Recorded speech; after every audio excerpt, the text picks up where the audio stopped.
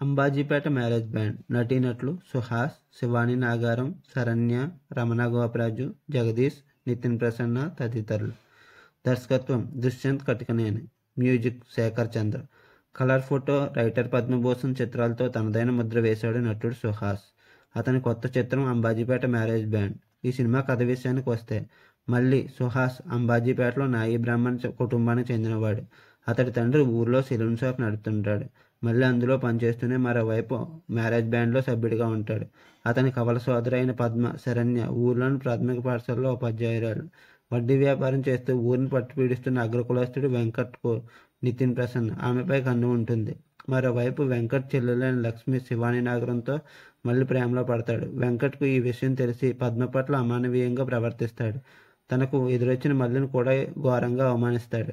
దీంతో ఊళ్ళో తలెత్తుకోలేని స్థితికి చేరుకుంటుంది వీరి కుటుంబం.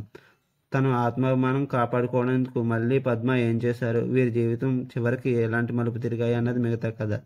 అంబాజీపేట మ్యారేజ్ బ్యాండ్ అనుకున్న దానికంటే ఎక్కువగా ఫస్ట్ డే కలెక్షన్స్ అయితే రాబట్టింది.